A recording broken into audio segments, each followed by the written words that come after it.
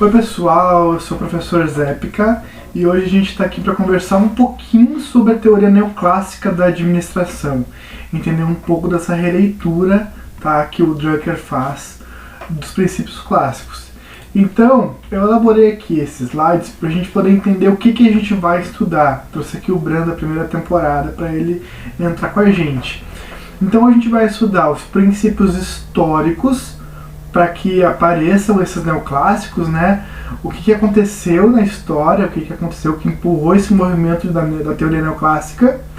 Conhecer um pouquinho da história do Alfred Sloan e da General Motors.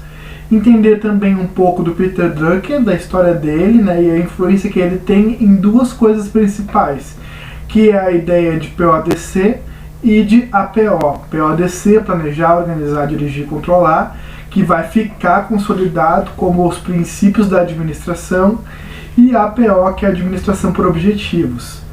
E depois a gente vai falar um pouquinho de apreciação crítica, né? Fazer algumas ressalvas e também alguns elogios a essa teoria, que ela é muito viva ainda, né, na administração. Então vamos lá, pessoal. Começamos por entender o conceito histórico. Primeiramente, o que está acontecendo na história quando a gente tem esse movimento em direção ao período neoclássico? A gente vem numa sequência conversando sobre a cronologia do pensamento administrativo, aí conversamos sobre Taylor e a administração científica, falamos de Fayol e da teoria clássica, esse foco em estrutura, e conversamos um pouco sobre a escola das relações humanas e as pessoas nas ideias da Mary Follett e do Mayo.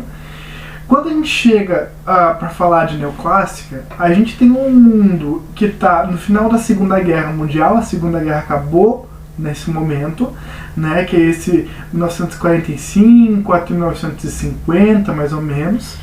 Então, as organizações, as empresas, elas têm um impacto muito sério desse fim da Segunda Guerra, por duas coisas. Primeiro, porque por todos os estudos que vinham acontecendo, né?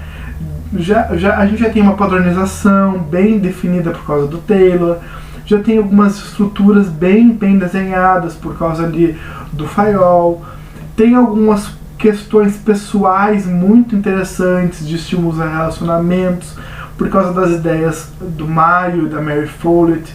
Só que quando a gente entra na neoclássica, o mundo pós-guerra muda tudo, muda a dinâmica de trabalho, certo? Por que, professor? Porque até o fim da Segunda Guerra Mundial, muitos dos homens eles estão trabalhando, eles estão servindo na guerra, né?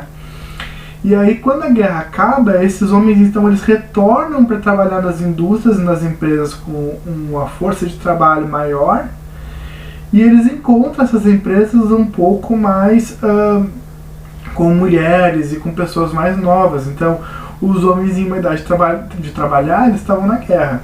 De repente a guerra acaba e muitos dos homens voltam e vão retomar seus postos de trabalho ou vão tomar postos de trabalho. Então a gente tem uma dinâmica que é um novo contexto de trabalho, de um contingente de trabalho que chega para retomar, para voltar aos seus postos de trabalho. E aí a gente tem esse pós-Segunda Guerra, então, com esse grande contingente. Então tem que ficar na mente isso, e também a questão de todas as teorias, né, que vêm embebidas da científica, da clássica e também das relações humanas. E a gente tem então as ideias daquela grande pressão econômica que acontece no pós-Segunda Guerra. Como eu estava comentando, essa grande pressão que acontece econômica, né? Porque se tem muitas pessoas chegando, tem que estruturar isso. Não dá para simplesmente abrir as portas das organizações, receber essas pessoas e elas irem trabalhar. Não, tem que ter uma nova forma de trabalho. E essa pressão econômica, então, ela leva a um endurecimento no controle.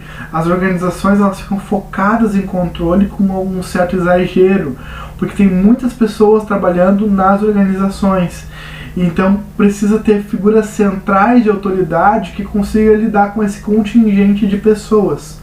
E aí aqui na foto eu trouxe o William Duran, que é o primeiro CEO da General Motors, que ele fica como a síntese, né, dessa transição, que é esse endurecimento no controle, como eu coloquei ali, esse exagero de centralização. Então tudo na figura daquela pessoa que está ali na frente, que está liderando, está tudo na figura da autoridade. Então sintetizamos isso, que há uma grande pressão por esse controle, né? Tem que se controlar esse grande contingente de pessoas que chega do pós-Segunda Guerra. E ali eu coloquei na fotinho da Segunda Guerra, que curiosidade, né? Que essa foto é de um soldado ali que ele está beijando uma mulher para comemorar o fim da Segunda Guerra. E essa foto ficou muito famosa, né? É uma foto símbolo do pós-Segunda Guerra. Mas tem uma questão interessante assim para conversar, que essa foto ela foi relida, né? 60 anos depois ela foi relida e no mesmo lugar na Times Square, né? Ali na Times Square, no mesmo lugar ela foi feita uma releitura em estátuas bem grandes para comemorar a foto, o artista fez. Só que eu quero trazer atenção aqui para a questão do braço dela, ó, que aqui, ó, o braço dela na foto original, ele tá, tipo assim, empurrando ele, né? E o braço dela na estátua, 60 anos depois, tá para baixo. Isso aqui é um símbolo, tá, gente? Porque essa foto, ela pegou ele pegou ela na força para beijar ela. Então ela fez uma grande objeção, assim, ela não queria ser beijada e ele foi lá e beijou mesmo. Então eu acho que é interessante a gente destacar essas questões históricas, né? Ele chegou muito cedo ao pote, assim, e por anos teve uma história que aconteceu sobre ela não querer ser beijada, assim, e vale a pena jogar no Google e conhecer essa história. Mas vamos avançar para a nossa aula, nossos aspectos. Então, a gente tem dois grandes teóricos aqui que são muito importantes para a teoria neoclássica, que é o Peter Drucker, mas também é o Alfred Sloan, tá? O Drucker vai ser quem vai sintetizar, vai ser o pai dessa administração, né, neoclássica. Mas o Sloan tem uma contribuição muito importante, tá? O Sloan, então, ele nasce em 1875 e vai até 1966, né? Ele nasce em New Haven, nos Estados Unidos. Ele é um engenheiro. E aí eu trouxe aqui que ele começou a trabalhar nessa companhia chamada High-Roller Bearing Company, que teve uma fusão com a United Motors e que teve uma fusão culminando na General Motors. Isso aqui vem da ideia lá do Andrew Carnegie, que a gente falou na primeira aula, né, que a ideia de fusão de empresas estava muito em alta. Ainda mais no setor automobilístico, tá? As ideias de fusão estavam muito em alta nesse início do século XIX. E o Alfred Sloan, ele vem com uma proposta diferente para fazer a gestão da General Motors, tanto que ele vai virar presidente perpétuo honorário. Então, pelo tempo que ele teve vivo, o Alfred Sloan ficou presidente. Ele morreu presidente, assim, mesmo já aposentado e tal. Porque as ideias dele são muito importantes e ele vai ser um grande pai da gestão. Se pegar manual aí, os 50 maiores gestores, os pais da gestão, sempre tem um capítulo do Alfred Sloan. Ele é muito importante. Mas vamos dialogar um pouco sobre as críticas do pensamento dele, tá? Então, o que acontece, né? O que está acontecendo aqui para a gente chegar no Alfred Sloan? Então, o Duran, como eu comentei, né? Ele foi o primeiro CEO da GM, foi o fundador da General Motors e o primeiro CEO. Então, até a chegada, né, do segundo, que é o Alfred Sloan, está tudo centralizado na mão do Duran. E essa é justamente uma crítica que vai ser feita. O Alfred Sloan vai dizer que o William Duran, ele sabia criar, mas ele não sabia administrar, porque ele fazia toda a gestão do processo na cabeça dele. Ele agia por impulso, ele decidia tudo sozinho, ele confiava na intuição dele, ele não confiava em dados, ele não ia atrás de dados para ver o que estava acontecendo, para ver séries históricas ou para conversar com outras pessoas. Não, ele era tudo assim, o que ele achava ele fazia. E ele foi um grande criador, ele criou muitas coisas, ele inovou muito dentro da General Motors, né? Tanto que até hoje a GM é uma empresa gigantesca. Mas ele perdeu muitos negócios, assim, que acabavam não se percebendo, porque como a GM tinha muitos negócios, aí os que ele perdia não fazia tanto alarde, né? Mas ele perdia muitos negócios por essa gestão esquisita que ele fazia. Só que em um momento dessa gestão dele, começam a sair grandes escândalos financeiros da Bolsa de Valores da GM. Então essas bagunças administrativas, elas bagunçam financeiramente nas ações, e aí a GM tem esse período de turbulência, bem no início do século XX, né? E quase que dá problema de fechar a GM mesmo, tá? Nesse momento, o Alfred Sloan escreve um relatório de 28 páginas, basicamente dizendo tudo que estava errado naquele processo de gestão do William Duran e dizendo o que deveria ser feito. Então ele faz essa receita, que nem o Ross, né, a Rachel. 18 páginas, frente e verso. Mas é mais ou menos isso, 28 páginas dizendo tudo que está errado e o que deveria ser feito para salvar a GM nesse período. Coisa que até o William Duran ele chega a ler e dizer, pô, legal, interessante, mas não vou adotar. Porque o William Duran era muito do que ele achava, né? Só que as coisas vão andando e chega um belo momento que não tem mais como seguir com a gestão do William Duran. E essa gestão do CEO acaba indo para a mão do Alfred Sloan, que vira gestor, que vira CEO da GM, da General Motors, em 1923. Tá aqui o Alfred Sloan. Não, o Mark Sloan, mas eu não posso perder essa piada. Tá? Então ele vira CEO da GM em 1923. E aí, o que é esse relatório, né? As grandes ideias desse relatório podem ser sintetizadas dessa forma, tá? Ele vai dizer que a responsabilidade precisa ser vinculada e ilimitada. Por quê? Ele vai dizer que toda a responsabilidade e autoridade tem que estar vinculada ao dirigente da operação. Não pode estar tudo na mão do CEO, tudo na mão do CEO. Tem que estar na mão do dirigente da operação. Então a responsabilidade é vinculada a esse dirigente. E ilimitada. Ele não pode ter limites na gestão dele. Ele tem que ter uma gestão tranquila, né? Nesse sentido. Ele vai dizer que existem funções dentro da organização que são indispensáveis para o desenvolvimento, lógico, da organização, para a coordenação e para o controle das atividades. Essas funções elas têm a ver com o core competência da organização, o para que a organização existe. Então não pode vir alguém dizer, eu vou cortar essa seção, eu vou cortar esse lado da empresa. Não pode ser assim. Existem algumas funções que elas são indispensáveis e o CEO não pode ter tanta violência assim, em cortar algumas áreas funcionais, certo?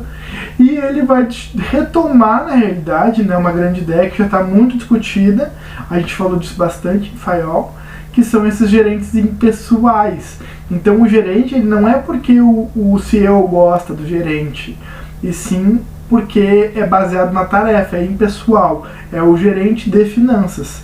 Naquele momento é o professor Zépica, em um outro momento é outra pessoa. Não tem a ver com quem é a pessoa, tem a ver com a função que é impessoal e baseada na tarefa. Essa é a grande suma assim, do relatório do Sloan.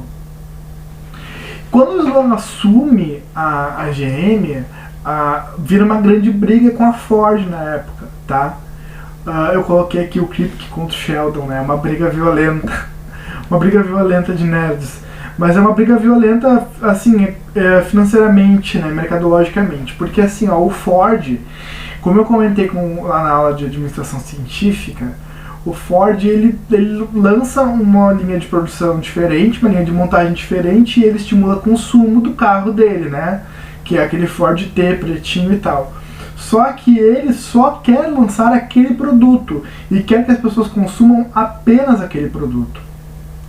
Até tem uma frase do Ford que ficou muito conhecida, que é aquela, né, que eu botei ali: any customer can have a car painted any color that he wants so long it's black. Tipo, todo consumidor pode ter um carro pintado da cor que ele quiser, desde que seja preto. Por que isso? Porque ele só fazia preto, então ele debochava, né? A pessoa pode ter qualquer cor de carro, desde que seja preto, porque eu só vendo preto. Só que isso deu muito certo por muito tempo, vender aquele carro preto naquele modelo. Todo mundo queria um carro. Quando todo mundo começou a ter um carro, as pessoas começaram a querer diferenciar o seu carro, e querer outra cor de carro, e querer outro formato de carro. Então, nesse período que o Sloan assume a GM, ele traz uma grande inovação, que é fazer carros através de uma política de produtos. Então ele coloca vários tipos de carro, e isso faz frente com a Ford naquele momento, entendeu? Então essa briga acontece, da briga por produção empurrada ou por uma produção diversificada. Outro princípio importante para o Sloan é que ele vai dividir a grande gestão, a grande estrutura em 3 staffs. Em 3 staff significa equipe, tá? Em 3 estilos de equipe de trabalho. Então ele vai dizer que ele precisa de um staff geral, que é esse staff que auxiliaria nas divisões de problemas especializados. Então, um staff para finanças, um staff para marketing, um staff para contabilidade, um staff para produção, que seriam, eu brinquei ali com The Big Bang Theory, né? Cada tipo de staff é uma pessoa. Ele precisa de staffs gerais. Ele também precisa de um staff financeiro, que é um staff financeiro e contábil, que é o staff que vai ficar responsável pela questão do dinheiro, monetária, né? O controle tanto de dinheiro que entra, que sai, de formas de gastar e de transacionar esse dinheiro. E o staff do presidente, que seria esse staff bem pertinho do presidente, que tem uma competência mais próxima dele e que é com quem o presidente vai conversar. O presidente da empresa vai conversar e vai ter algumas ideias, né? Então, que seriam esses assessores, esses assistentes, esse corpo de pessoas bem próximas do presidente. Então, para a ideia aqui do Sloan, o staff geral nunca vai chegar no staff do presidente. O staff geral vai trabalhar lá embaixo nessa estrutura, e o staff do presidente vai trabalhar mais em cima, colado com o presidente, tá? Seria aqui a brincadeira, né, dos nerds verdadeiros, assim, eles vão trabalhar juntos com o Sheldon.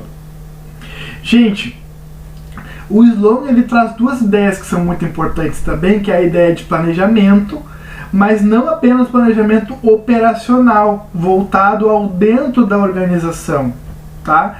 Que é a ideia de planejamento do Fayol, por exemplo, que ele fala já em prever, em planejar, né? Mas ele vai falar num sentido operacional, num sentido dentro da organização.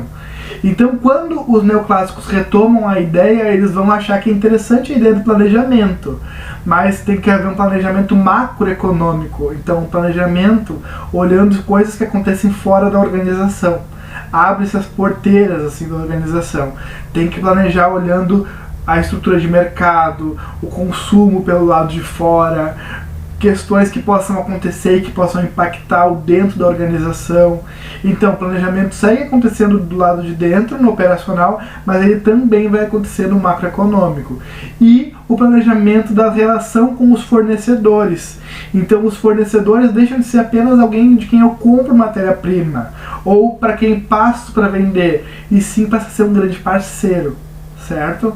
Os fornecedores que me vendem e que vendem de mim são parceiros comerciais, porque eles vão comunicar o meu produto. Antigamente não tinha essa necessidade, porque não tinham muitos tipos de produto, era apenas um. A pessoa ia lá e comprava o produto e ia embora. Agora, como tem vários tipos, esse fornecedor tem que conhecer e tem que saber vender, certo? Além disso, ele retoma uma ideia de conflitos, tá? Que a gente vê muito na obra da Follett, né, da Mary Follett. Como eu falei, ela vai ser muito retomada depois, e ela está sendo muito retomada aqui. Que ele vai dizer que um gestor, um CEO, um administrador, para tomar uma decisão, ele tem que estar muito seguro. E para ele estar muito seguro daquela decisão, ele tem que ser questionado. Se ele não é questionado, todo mundo pensa igual, aquela decisão ela não está de acordo. Alguém tem que ter um ponto de vista contrário para que o gestor possa se preocupar com isso antes de ir para o mercado com aquela ação. Eu trouxe aqui aquele meme, né, do vamos fazer isso, aquilo, ou aquilo, e joga a pessoa fora, né? Mas assim, é mais ou menos isso, só que a pessoa que ela é discrepante com as ideias, ela é muito louvada na ideia do Sloan, tá? Ele acha muito interessante que alguém discorde dele, né? Está muito presente na obra da Follett. Eu trouxe aqui um pedacinho de uma coisa que aconteceu com o Sloan, que é basicamente assim, ó, ele vai dizer: senhores, a gente está todo mundo completamente de acordo com essa decisão, né? Aí todo mundo vai dizer que sim. Aí ele vai dizer, então eu acho que a gente deve empurrar essa reunião para depois e discutir isso depois em outro momento, para dar tempo de alguém desenvolver algum tipo de discordância. E aí a gente conseguir entender qual é a melhor decisão. Então, olha que interessante, ele quer que discordem. Quando discordam dele, ele consegue ter uma decisão mais certeira. Mas ele consegue pensar numa coisa que pode dar errado e já tomar uma decisão assertiva antes. Certo? Então essas eram as ideias do Alfred Sloan. E agora a gente vai falar um pouco de Peter Drucker. E quando a gente fala de Drucker, a gente vai desdobrar ele em PODC e em APO. As ideias do Sloan, elas são importantes demais para neoclássica, mas ele vai ficar quase como um teórico de transição, certo? Como o Barnard e a Mary Follet eles são em Escola das Relações Humanas, o Alfred Sloan também vai ser um pouco aqui, mas era importante dar esse destaque para ele. O Peter Drucker, gente, ele nasceu em 1909 e ele falece só em 2005, então a gente tem uma obra vasta dele, assim. Ele nasceu em Viena, na Áustria. Ele é formado em Direito e ele era doutor em Direito Público e Internacional. Só que toda a carreira dele ele vai desenvolvendo nos Estados Unidos, tá? No final de 1930, ali 1939, mais ou menos, quando estoura a Segunda Guerra, ele já está nos Estados Unidos. E isso é interessante, né? Porque ele nasceu em Viena, ele teria sido anexado à Alemanha. Mas quando Hitler vai lá tomar a Alemanha, tomar a Áustria, né? Na realidade, né? Mas então o Drucker ele é um austríaco vivendo nos Estados Unidos no melhor momento, né? Que não é na Áustria no período de Segunda Guerra. Em 1946, o Drucker lança o livro mais famoso dele, que é O Conceito da Corporação, que esse livro vai ser retomado e relido, e reescrito e reeditado, e se jogar ele na Amazon agora tu compra ele, porque é um livro muito vivo ainda em teoria de administração. O Drucker vai ser muito vivo em teoria de administração, tipo, pra sempre, assim. Então vamos falar um pouquinho dos pressupostos teóricos, tá? Do Drucker e do neoclassicismo, tá? Primeiro é que tem uma grande retomada dos postulados clássicos. Então a gente fala em teoria em teoria clássica, escola clássica nas ideias de Fayol, e tem todo um pensamento que vai ser retomado na escola neoclássica. Tanto que o nome, né? Neoclássica. Só uma curiosidade, só nós brasileiros chamamos eles de neoclássicos, ninguém mais chama no mundo, tá? Isso ficou cunhado num livro do Chiavenato e todo mundo chamou no Brasil de neoclássica, mas eles lá não são conhecidos assim. Então, o que acontece? Os neoclássicos retomam esses principados clássicos, tá? E estudam novamente as funções administrativas. Então aquele POC3 lá do Fayol, ele vai ser relido em PODC, que eu vou falar um pouquinho mais pra frente. Mas eu botei aqui o Sheldon adulto e o Sheldon criança, né, do The Big Bang Theory e do Young Sheldon, porque é isso, é uma releitura. É praticamente o mesmo ser, o mesmo movimento, em períodos históricos diferentes e uma releitura, né? Vamos lá. Outros. Essa pressuposto neoclássica, ele vai estar focado assim, em objetivos e resultados, muito focado em objetivos e resultados, enquanto que os clássicos eles estavam focados em estrutura. Lembra? Era muito o formato era um pouco mais importante do que a entrega. Aqui não, aqui a entrega é mais importante que o formato. Outra coisa é os conceitos dessa escola são muito ecléticos no sentido de muitas coisas, eles tomam muitas coisas emprestadas de todas as teorias que vêm antes, certo? Eles vão olhar um pouco de científico, da forma de organização científica, vão retomar a questão da estrutura, mas também vão olhar um pouco a questão das pessoas. Eu acredito até que um pouco de burocracia, aquele formato estatizado da máquina, eles também vão olhar. Então tem isso, certo? E eles vão colocar essa ênfase total na prática administrativa. E olha que aqui tem a palavra prática, no sentido de o movimento, o que está acontecendo é importante, tá? Essa entrega, esse resultado. Aí então, gente, duas ideias ficam muito importantes na visão do Drucker, que é a centralização e a descentralização. Então, a centralização é essa autoridade no topo da organização, a autoridade na mão da pessoa mais alta na cadeia hierárquica. Tem uma relação muito escalar, uma cadeia de comando muito bem definida. E os indivíduos mais acima no organograma, ou mais no centro, eles têm mais autoridade, certo? Aqui eu trouxe um exemplo de uma estrutura que está numa pesquisa que está até aqui para baixar, quem quiser pegar no slide, ó, que é um estudo que foi feito analisando essa diferença de estrutura. Então essa aqui é uma estrutura muito central, olha, tem a direção e tem os outros níveis todos acontecendo ao redor. Mesmo que ela seja uma estrutura achatada, né, tem um centro muito definido e muitas estruturas, muitas camadas de autoridade. Aqui a gente percebe uma organização com uma centralização de poder, tá? E a descentralização vai ser o quê? Delegar essa autoridade a níveis mais abaixo na organização. Então, às vezes, os níveis eles ficam menores ou eles ficam mais acoplados. Então, muitos níveis ficam dentro de um nível só, por exemplo. E as relações elas ficam mais pulverizadas. Não precisa estar passando do gestor para o supervisor, do supervisor para o gerente, do gerente para o executivo. É uma coisa mais, um acesso mais rápido, mais direto. E quando descentraliza, tu consegue fazer uma utilização um pouco melhor dos recursos humanos, tá, da organização. E aqui eu trouxe a mesma organização quando ela faz uma reestruturação e a descentraliza. É a mesma organização que está presente aqui nesse texto, tá? E aí fica ali, ó, a mesma figura do diretor vira secretário, e aí todos aqueles órgãos à volta ali, eles viram esse órgão fluido aqui, ó, ao redor. Então dá para perceber que a estrutura ela fica enxuta. Essa é a ideia de descentralização.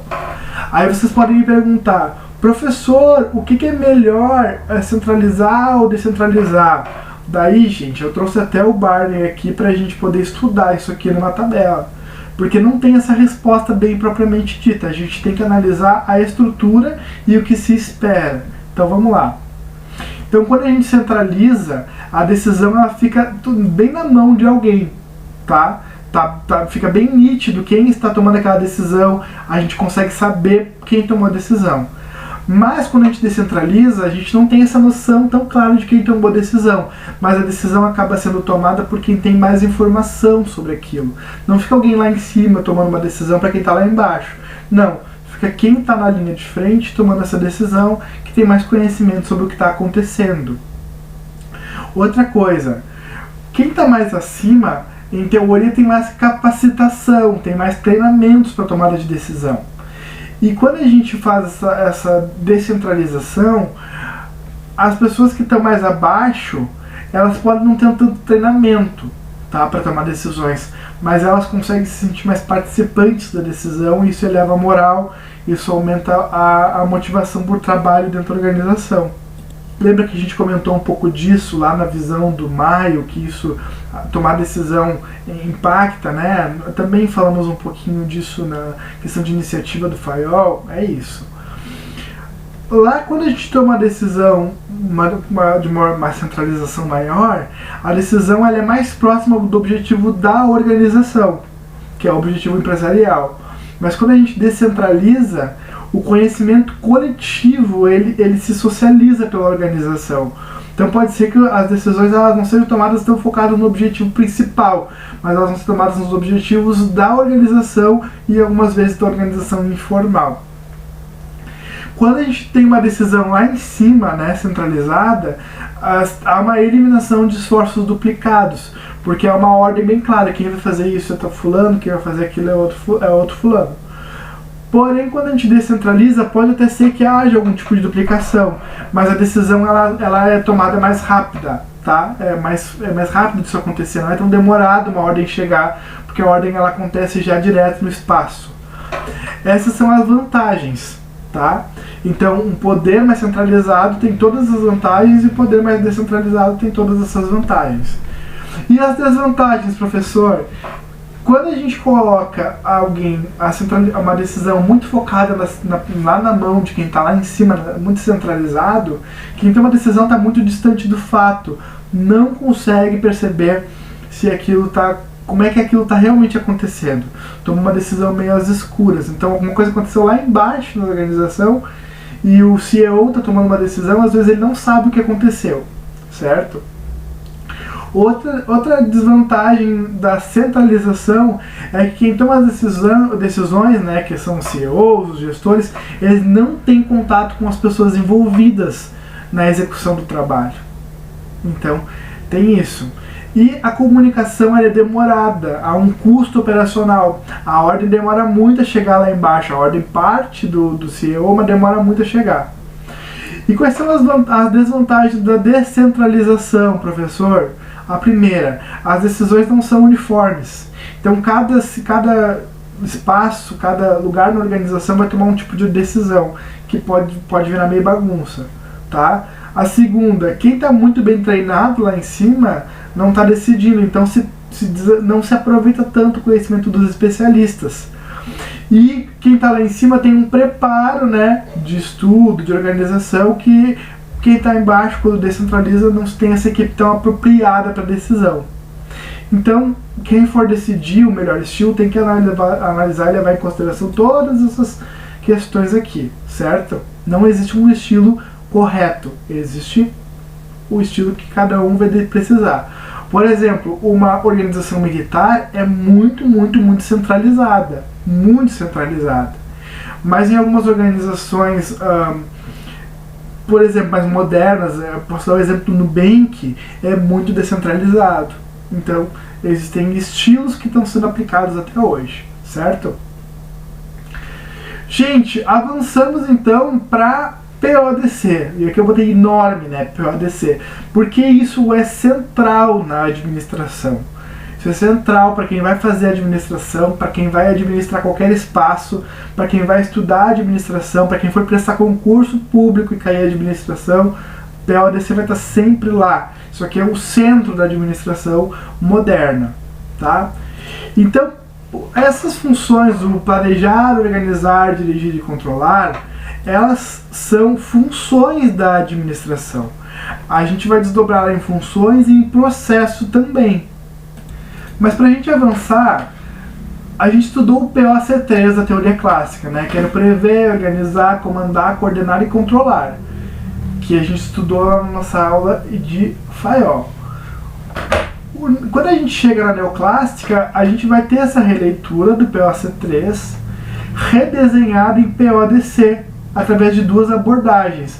A abordagem funções e a abordagem processo. Aí eu pintei aqui, ó, de azulzinho o funções, de cinza o processo, para a gente poder saber do que está falando conforme a gente avança a nossa aula, tá? Então, em Drucker, esse POC3 vai consolidar em PODC. Professor, o que é PODC?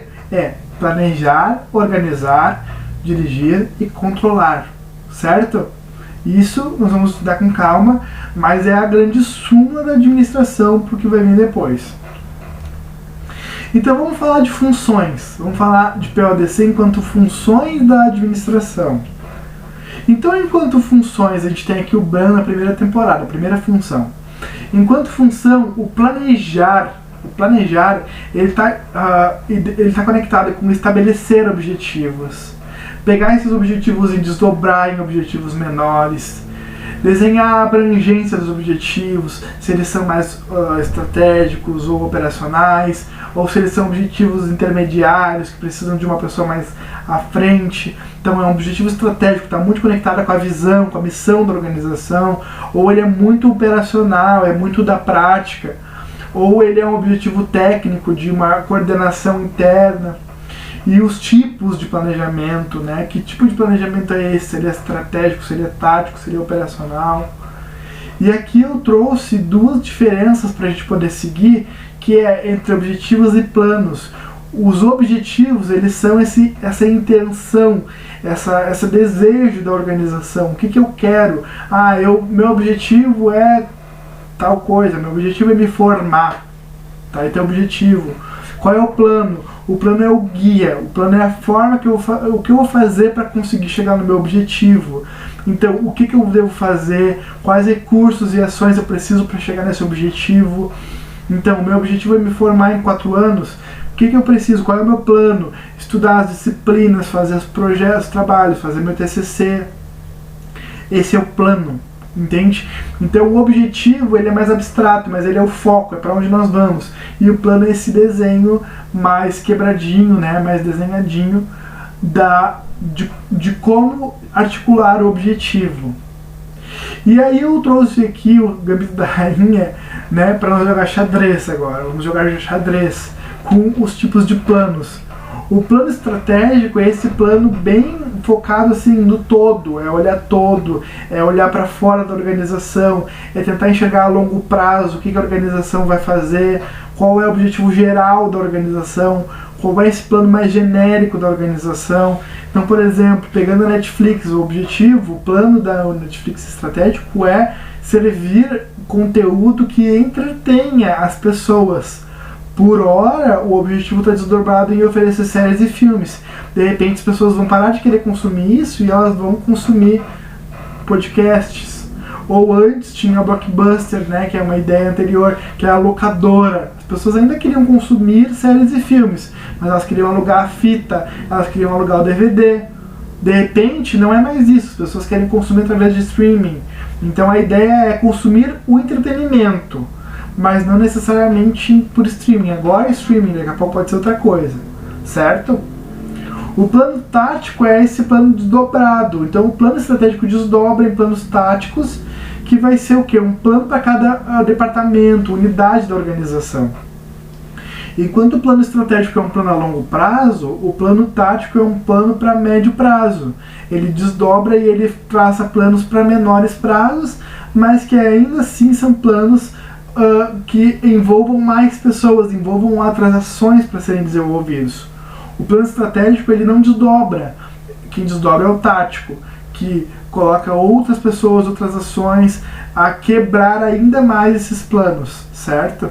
Então cada seção, cada função, cada departamento, cada área da organização vai ter o seu plano tático, que vai desdobrar em pequenos planos operacionais, que aí sim é um plano bem de execução, tá? É um plano focado em atividade rotineira. Então, o que nós vamos fazer todos os dias para alcançar o plano tático? O que nós vamos fazer todos os dias para chegar na ideia tática? Por exemplo, o plano estratégico é vender 1 milhão de unidades em 10 anos. Então, o plano tático vai ser desenvolver essa produção tantas por ano. E o plano operacional, tantas por dia. É um desenho mais quebrado, certo? Esses tipos de planos são bem importantes, bem interessantes, mas o que tem que consolidar é que o estratégico é uma coisa a longo prazo, um pouco abstrata, mas é o foco para onde a organização quer ir, o que ela quer fazer.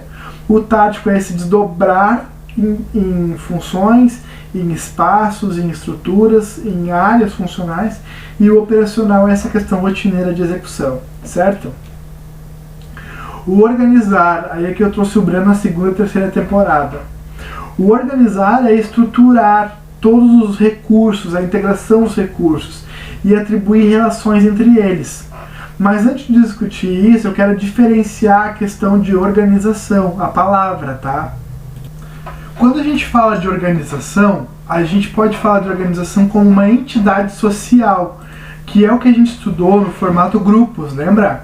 Que a gente falou de grupo formal, grupo informal. Então existe uma organização formal e existem pequenas organizações informais dentro da organização, que é um pouco da obra do Barnard, lá em Teoria das Transições na Escola das Relações Humanas.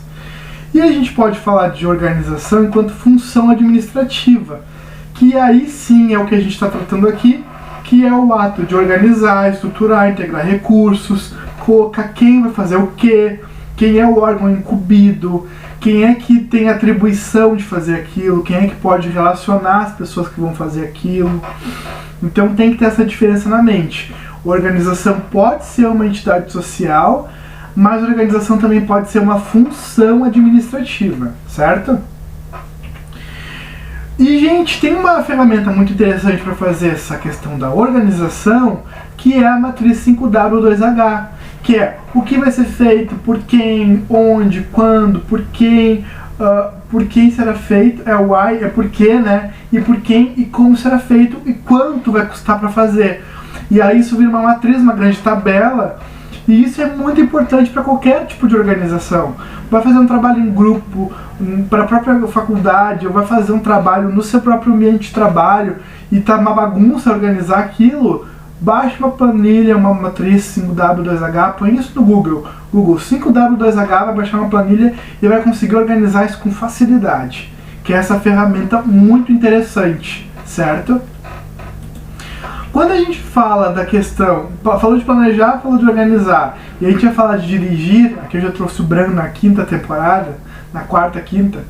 Dirigir, então, é aquela função que lá no Fayol ele vai chamar de comandar e coordenar. Aqui vira uma única coisa chamada dirigir, que é fazer as coisas andarem e acontecerem. É o grande papel da direção, que é dinamizar a empresa, acionar, coordenar, né? Fazer as coisas acontecerem de uma forma sincronizada, certo?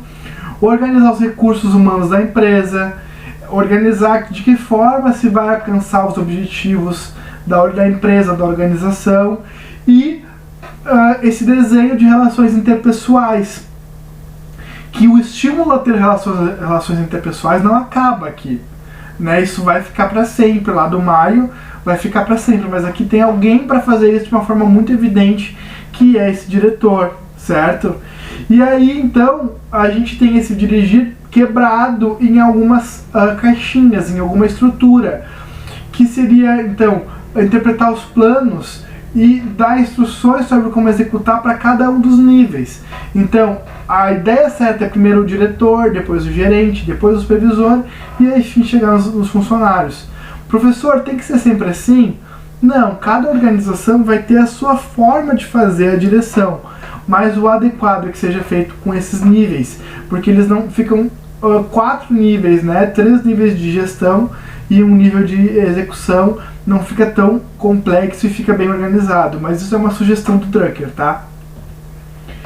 E tem a ferramenta para fazer isso é o organograma. Fica ali desenhado quem é responsável por quem, os órgãos, as áreas funcionais.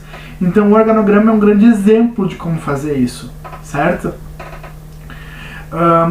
Depois a gente tem a função controle, que aí sim é o Bran já rei, né, na última temporada, que o controle vai ser estabelecer padrões, observar desempenho, comparar o que foi planejado com o que realmente foi feito e fazer a correção de erros, certo?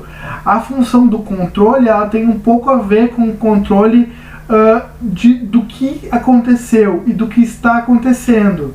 E aí a gente desdobra isso em 3 tipos de controle, que é o controle preventivo, no sentido de ficar olhando o que está acontecendo, o que está chegando e o que vai ser feito com aquilo ali, para que não dê erro depois. Então eu tenho uma grande produção a ser feita, eu fico olhando os insumos, eu fico olhando a matéria-prima que chega, para ver se tem algum problema, eu já nem coloco aquilo ali para trabalhar dentro da organização, eu já troco. É o controle preventivo, é um controle antes de alguma coisa acontecer. Depois a gente tem o controle simultâneo, que é aquele controle enquanto as coisas estão acontecendo, a figura de quem está controlando e vendo o processo, e se alguma coisa está acontecendo de errado para o processo naquele momento, para corrigir e para seguir o processo de uma forma adequada. E o controle posterior, que é quando termina o processo, entrega o produto e aí vai se olhar isso, como foi feito, o que foi feito, que tem um pouco a ver com idealizado e realizado, para poder trabalhar melhor da próxima vez, certo? Então a figura de controle preventivo, a gente pode botar a função do fiscal, quem é que está recebendo o material. A figura de controle simultâneo, a gente pode colocar a figura do supervisor, que anda pela organização enquanto o processo está acontecendo. E a figura de controle posterior seria essa equipe que se reúne para conversar sobre o que foi executado, como foi executado, o fechamento de um projeto, certo?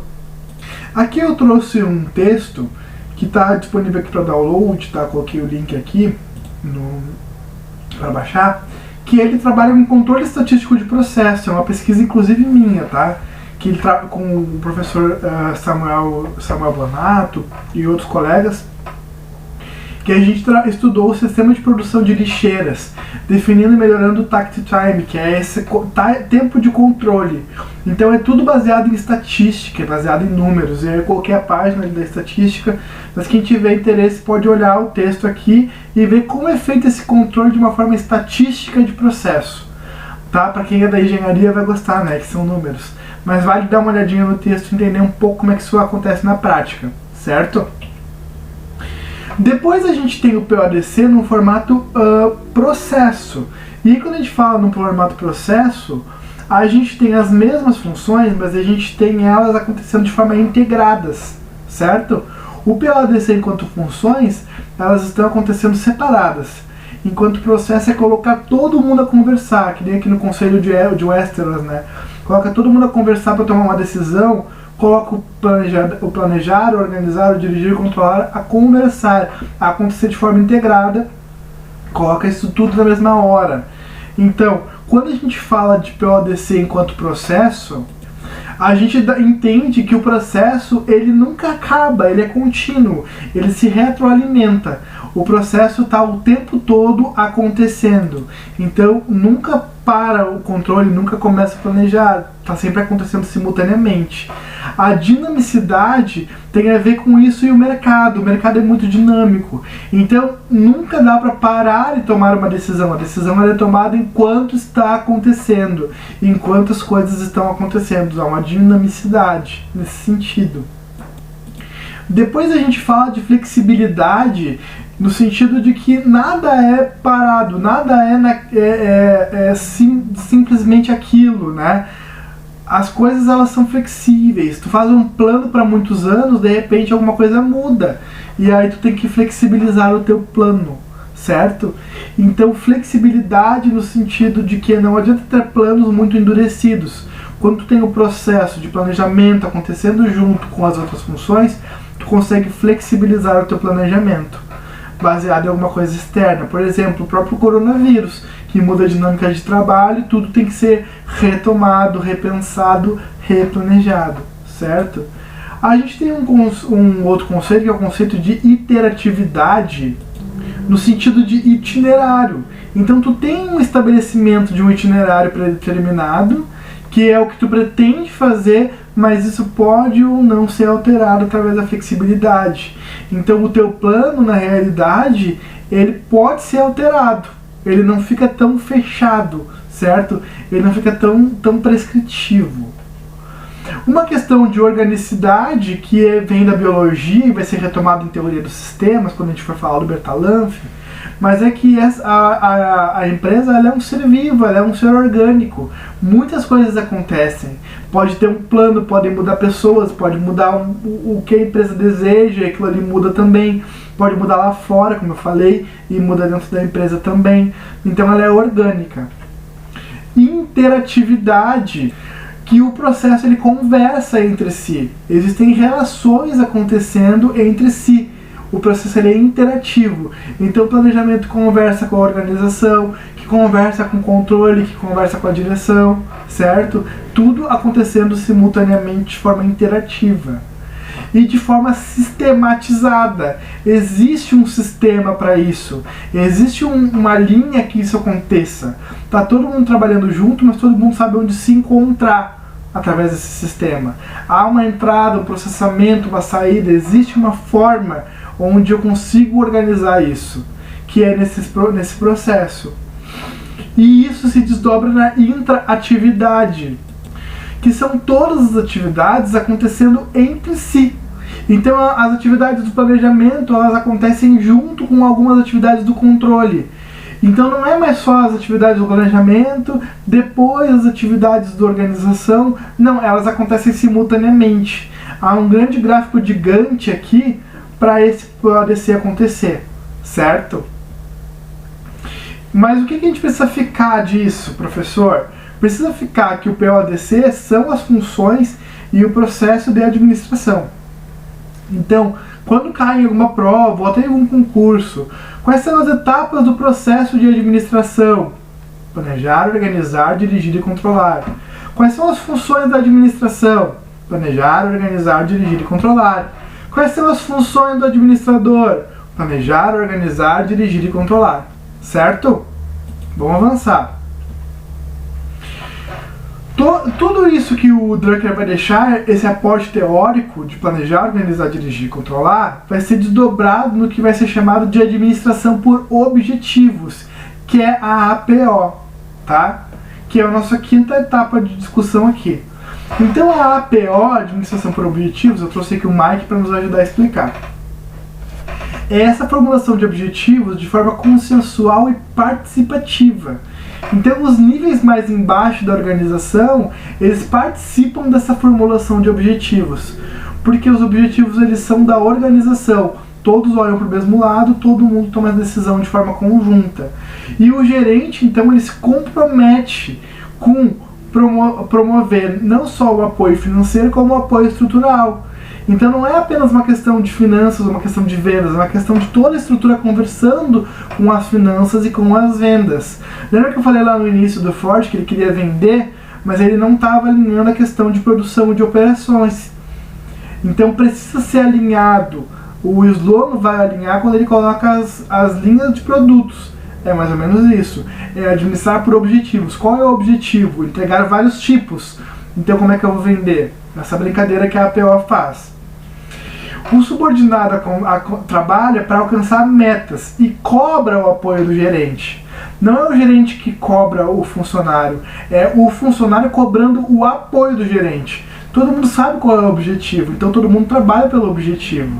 Não precisa ficar o gerente dizendo, fulano, liga para o cliente, fulano, venda para o cliente. Não. Tu sabe que tem que ligar, tu liga. Mas aí se tu tem algum problema naquele contrato, aí tu pede ajuda do teu gerente. Ah, eu tô com esse problema, tem como resolver? Aí o gerente te ajuda. Então o subordinado cobra o gerente, e não o oposto. Há uma avaliação periódica na APO, então o tempo todo está sendo avaliado se a gente está conseguindo alcançar os objetivos ou não. E redimensionamento dos objetivos, meios e recursos depois dessa avaliação. Então, a gente avalia, tá dando certo? Não tá dando certo. Por quê? Tá faltando recurso financeiro. E injeta mais recurso financeiro. E aí segue andando com os objetivos. Ou, redimensiona questão de pessoal. Tem muita gente, tira um pouco das pessoas daí e coloca em outra função. Então, tu fica redimensionando e repensando essa forma de gestão de objetivos. Gente, essa administração por objetivos, ela vai ser muito usada em muita coisa, tá? Muita coisa. Porque essa questão de administrar para alcançar alguma coisa. E aí muita coisa vai vir disso, por exemplo, a gestão de processos. Como é que eu desenho e eu redesenho meus processos para atingir os objetivos. Como é que eu faço toda a minha escala de ações. Então a APO, ela domina muitas coisas na teoria de administração até agora, assim. Essa questão de eu trabalhar e pedir ajuda do meu chefe, então está muito presente em algumas organizações até hoje. A função do trabalhador sabe o que ele tem que fazer, o trabalhador participar da decisão da empresa, todo mundo trabalhar pela meta e parar tudo e fazer avaliações periódicas. Então esse formato de gestão está muito presente. Certo? Gente, vamos fazer um pouquinho de apreciação crítica à teoria neoclássica, tá? Então, eu trouxe aqui a Dona pra gente criticar. A grande crítica a Dona faz ali no GIF, né? Que é pra administração neoclássica do tipo, você precisa de um drink. No sentido, relaxe neoclássica. O que eu quero dizer com isso, gente? Que a ideia da neoclássica retoma os princípios de Fayol, mas permanece muito forte aquela concepção do classicismo, né? Da estrutura, da figura da gestão, da figura desenhada no organograma, quem é que submete a quem, qual é esse formato. Então isso é criticado na neoclássica, tá? A neoclássica, ela tem isso, é muito pesado ainda a visão que ela tem estrutural, assim, da teoria clássica. Outra coisa é que esse excesso de normas acaba desencadeando um processo de rigidez. Às vezes a organização fica muito rígida para tomar decisões quando tem um processo muito definido de normas. Tá? Outra coisa é que a neoclássica ela coloca foco total em objetivos, resultados e meios. Ela não consegue fazer essa conversa do tipo, você precisa de uma bebida, você precisa descansar e relaxar para inovar, né? E a época atual exige do administrador ou exige da administração um foco em inovação, não apenas em estrutura, não apenas em como fazer, mas fazer coisas novas, fazer outras coisas, certo? Então um foco em inovação, se deslocar para inovação. Existem as capacidades de inovação no sentido de capacidade de inovação operacional, capacidade de operação organizacional. Então existe uma inovação acontecendo na própria forma de fazer gestão, que a neoclássica não consegue pegar essa nuance. Uma própria pesquisa minha faz essa análise das capacidades de inovação operacional, transacional. Então tá bem interessante, posso compartilhar inclusive, certo? Depois a gente tem as funções da administração. Aí a gente tem uma apreciação crítica positiva, né? Que as funções administrativas elas permanecem como base e elas são aceitas até hoje. Elas estão aqui agora. Quando perguntam quais são as funções administrativas, as funções do administrador, o processo da administração é PODC, é planejar, organizar, dirigir e controlar. Certo? Aqui eu trago, gente, um resumo do que a gente conversou até agora, certo? Então a gente tem a escola da administração científica com o Taylor, que o foco era em estrutura, em tarefa, desculpa. E a gente tem a escola da teoria clássica com Fayol, que aí sim o foco é em estrutura.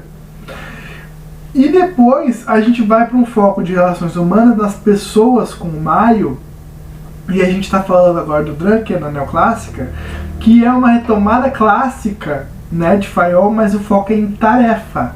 O foco não é em estrutura.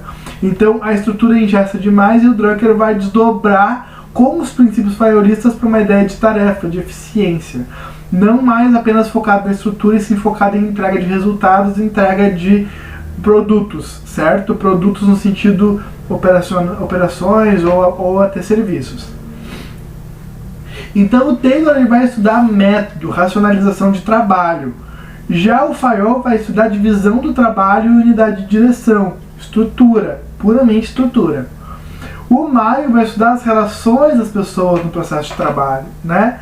E o Drucker ele vai estudar os objetivos e os resultados. É como se ele sintetizasse tudo de uma forma que ele pega um pouco de Taylor, um pouco de Fayol, uma pitada de Maio e foco em resultados, foco em objetivos. O Taylor ele vai estudar chão de fábrica. O Fayol vai estudar organização. O Maio vai estudar grupos formais e informais. E o Drucker vai estudar o administrador. Quem é a pessoa que faz a gestão, certo? Por isso que eu apresento o Drucker depois de apresentar o Maio. Primeiro a gente conversa sobre as relações humanas, depois a gente fala sobre essa pessoa que é o administrador, que é o gestor, que vai fazer a administração por objetivos. Avançamos, gente. A gente tem aqui então o que nós estudamos.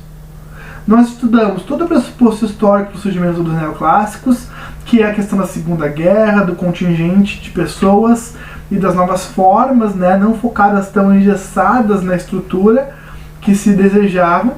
Depois a gente tem o Alfred Sloan com a General Motors, todos os pressupostos teóricos que o Sloan deixa. O Drucker e todos os pressupostos teóricos que o Drucker deixa desenvolvidos em PODC e em APO, em administração por objetivos, e a apreciação crítica à teoria neoclássica, que, apesar de tantas críticas, ela ainda é o que está de cerne, assim, o que está central em administração no século XX. Aqui eu trago, gente, a perguntinha para nossa interação, certo? A pergunta para nossa interação é: qual das etapas do planejar, organizar, dirigir e coordenar te parece mais difícil de executar? O que é mais difícil fazer nisso? É planejar? É organizar? É dirigir? É controlar? Então, escolhe uma das etapas e comenta para mim aí o que tu acha que é mais difícil de executar, certo? Vamos interagir com essa pergunta. O Luiz está quebrando a cabeça ali já, ó, tentando adivinhar o que ele vai escrever nos comentários. Então eu vou esperar o teu comentário também. Certo? E aqui eu trago um obrigado do professor Zé, para quem ficou até aqui assistindo a nossa aula. não esqueça de comentar, certo? Vou colocar aqui na descrição do vídeo o link para os slides aqui da nossa aula, e aí nos slides da aula eu vou dar uma atualizadinha e vou colocar o texto que eu prometi ali, enquanto eu falava de operações, e também as referências da nossa aula de hoje, certo, gente? Então, obrigado. Samantha dando obrigado pra gente. Valeu!